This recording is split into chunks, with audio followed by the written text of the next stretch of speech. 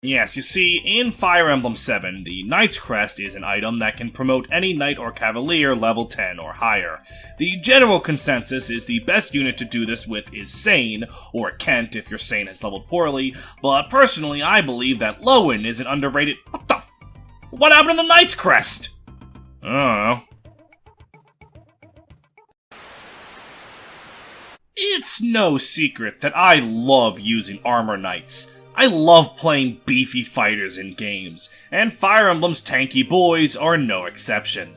It goes beyond Fire Emblem, of course. In Pokemon, a lot of my favorite ones are big boys like Snorlax, and in fighting games, I love grapplers like Potemkin or Donkey Kong. And thankfully, Armor Knights tend to be pretty consistently good characters in Fire Emblem 2.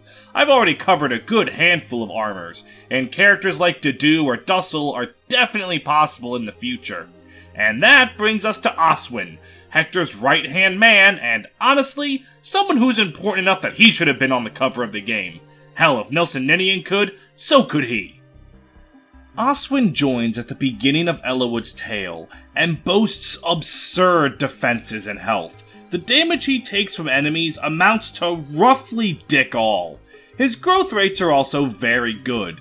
Newer games might spoil people into thinking an average of 5 stats per level is the norm, but Oswin's lowest growth being a 30% is fantastic. Combine these facts with the general class's fantastic promotion gains, and you have yourself a very great tank that never really stops being beefy at any point in the game. While the more elite FE players might bring up his poor movement as a problem with him, a lot of people played FE7 as their first FE or even strategy game in general, and most of them don't care. They saw a tanky boy and went, "That's fucking cool," and they used him. Hence his affectionate nickname in the fandom of Bosswin. He has a fandom based on how well he's done his job for a lot of rookie players. Well, with his unit performance out of the way, it's time for us to dive into his supports. He's packing 5 of them, and we'll be going over his Hector, Matthew, and Serra supports. His Priscilla and Dorcas ones are wonderful, but they're more for the benefit of Priscilla and Dorcas, not really much for Oswin.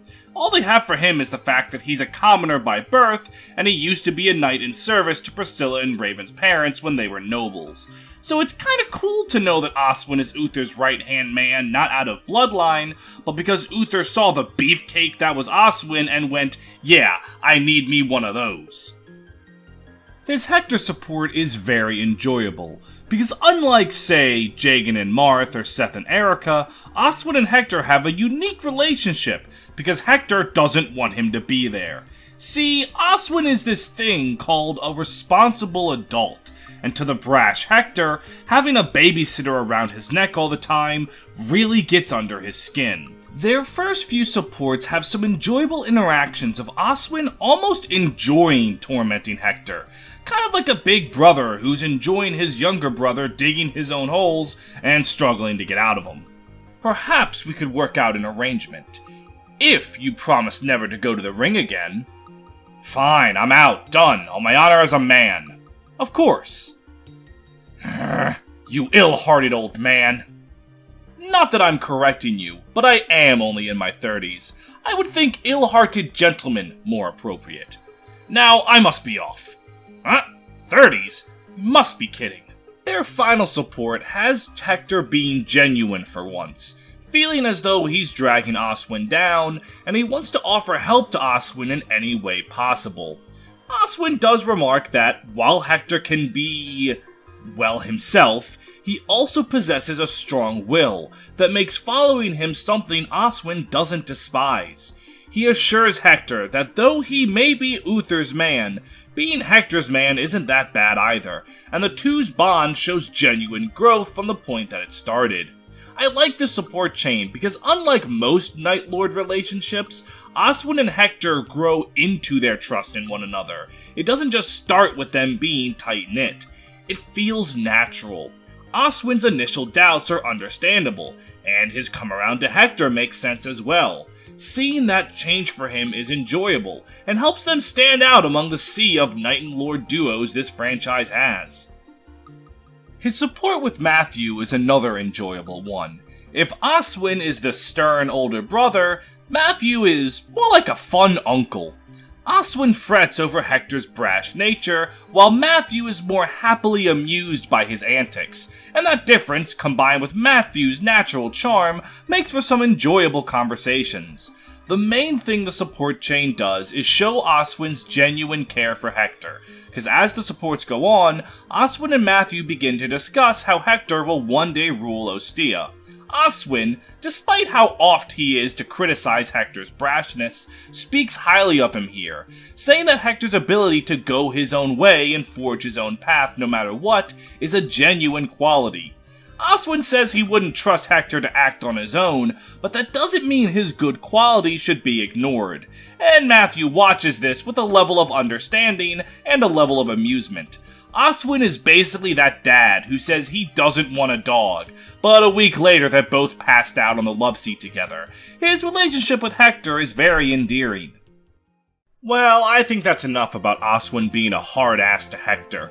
It's about time we look at him being a hard ass to everyone else.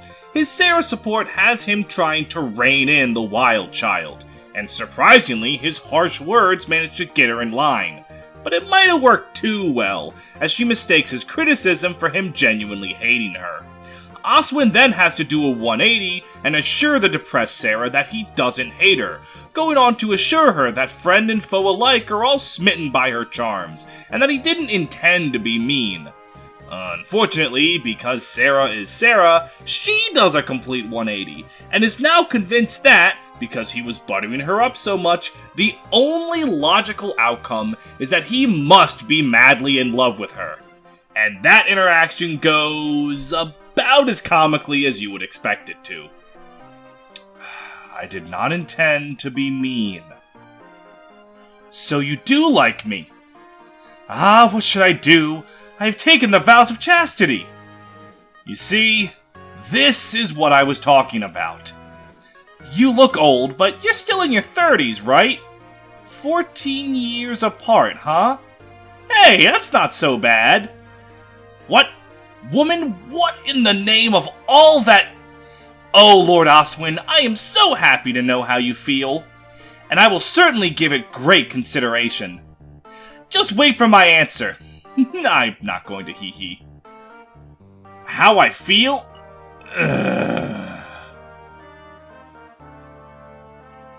Now, there's no voice acting on the Game Boy Advance, but you can feel the migraine forming in those O's Oswin is saying.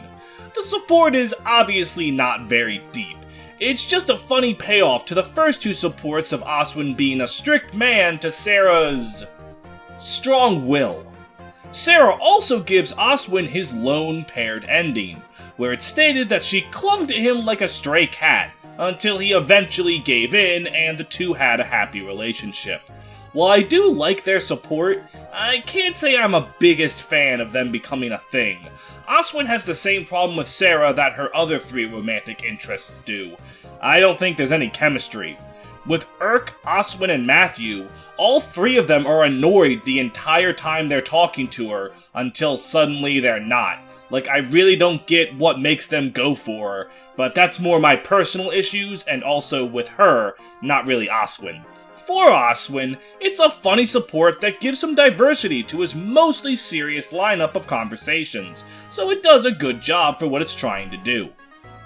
Now, normally, given that he's a GBA character, I would say that's all, but Oswin actually does have some story relevance in Hector mode, being around for a good few key scenes. It starts the same as Eliwood mode, with Oswin being ordered by Uther to watch over Hector, and him being a stern watchman to Hector's hit first, ask questions later attitude. His first major scene comes after Eliwood beats the shit out of Eric. In it, Oswin brings up the point that Hector going so far out for Eliwood isn't acting in Ostia's best interests, it's just what Hector wants.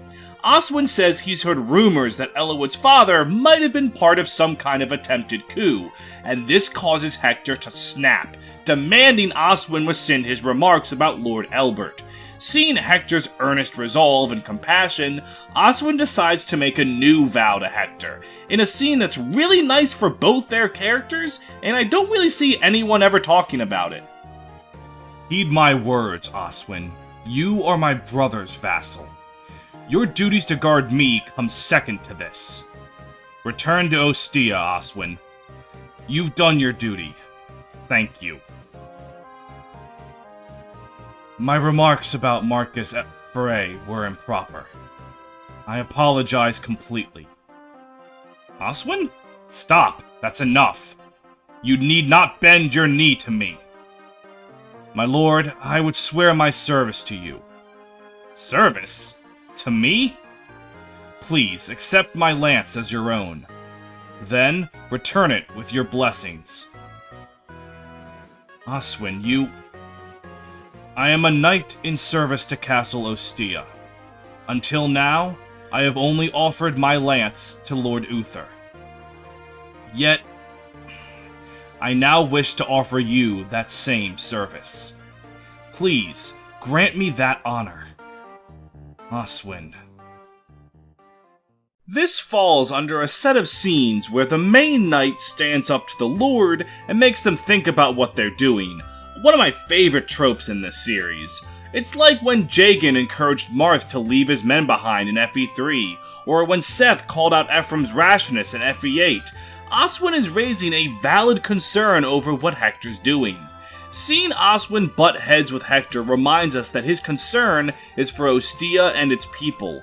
He follows Uther because he has faith that he acts in the best interest of the people, but when he sees Hector doing things that might not be for the innocents' benefit, he's going to stand up to that and make sure Hector's path is just. It makes characters like Jagan, Seth, and Oswin feel less like loyal dullards that don't think for themselves, and more like genuine people with their own beliefs and loyalties. After that scene, Oswin acts as just a dude for Hector to talk to every once in a while. He relays messages from Uther, and just kind of exists as Hector's version of Marcus. That is, until the late game. Oswin gets a letter from Uther that makes him go pale, and given Oswin's normal unshakability, that can't mean anything good. However, when Hector asks him about it, Oswin brushes it off, saying that he's just tired, and given how liberally I use him, I almost buy that excuse from him. But Hector isn't stupid. He makes Oswin look him in the eye and tell him there is nothing wrong. And Oswin says that there is nothing wrong. Obviously, he's lying, and that lie becomes relevant very soon. The main thing to note is that Hector says if anything happened to Uther, he would run to his side in an instant, abandoning Ellawood to do so. This ends up being a very relevant response, as Hector later realizes the letter Oswin got was stating that Uther's illness took his life, and Hector was purposefully kept in the dark. Oswin, to the very end, doesn't disclose the information to him. Hector threatens to take Oswin's life, and he still doesn't tell. Hector pieces it together on his own. Oswin was ordered by Uther to keep it under wraps, revealing that Uther only had Hector's best interests in heart, as did Oswin, because they both knew Hector would abandon Ellawood to run to Uther's side. This division between Oswin and Hector is a very tense scene, and again, I think it makes Oswin an interesting knight to watch, as his conflicting loyalties between Uther, Hector, and his own beliefs make him engaging. You don't really know how Oswin is going to handle things until the very end, and I think that intrigue makes him a neat character. All in all, Oswin is a fantastic side character. He helps make the main character more interesting, while still being able to be interesting himself outside of him. When people think of their favorite loyal knights, usually Seth, Titania, or some other paladin come to mind. Which is fair, they are lovely. But maybe consider giving Oswin that same love. He's a right-hand man who deserves to be remembered as more than just a really cool armor unit. So 3 cheers to Bosswin, perhaps the Game Boy Advance's most iconic armor knight, and for plenty of great reasons. You know, you can win yourself some benefits if you give me money. I really should think about these more. That's right, I have a Patreon, where for as little as $3 a month, you can get access to benefits on the channel, like getting your name read aloud in videos, or getting early access to some panels and some clips from future episodes. And if you want to shell out $7 a month, you can vote on polls to decide future episodes. Right now it's an FE4 poll. Finn has a slight lead, but Travant is closing in on him, which is... that's really funny now that I think about it. My patrons include the likes of Adebayo Thompson, Andrew Crockett, Benz Again, Dr. McBackstab, Elizabeth, Fire Emblem Lord, Follow Pen to the North Star on Twitch, Great Riek, Green Brigand, Hell on Heelys, Jespacito 2, Keithan, Lightning Bolt, Nevrix the Fallen Shield Guy, Ranger Man Sam, Ryan Walter, Shenlu, Space1255, Steph D, Tato, Tiny Squids, Your Girl Olwyn, Anti-Ginger, Brentendo11, Drew Hack, Goo Goo Gaga Cornelia Milkers 92, Kazu Foxfire, Mathematicus, Max the Knife, and Upscale Furry Trash. Thank you all for your continued support, and I'll see you in the next one. I would like to thank you all for making it to the end of another character analysis video. I normally have something funny to say here, but not this time, I got nothing. As always, thanks to the Green Brigand for helping out, looking over the script, and making sure I don't say anything too stupid. It hasn't happened yet, but one day it'll come. If you enjoyed the video, please consider joining the Discord. You're seeing some people talking it right now. Everyone has a good fun time there, links in the description. Consider giving it a follow. If you enjoyed the video, please like the video, comment on the video, subscribe to the channel, ring the bell for notifications, and look at my Snorlax. The Orioles are doing great this year, and he's excited. Go O's, baby! All about the O's!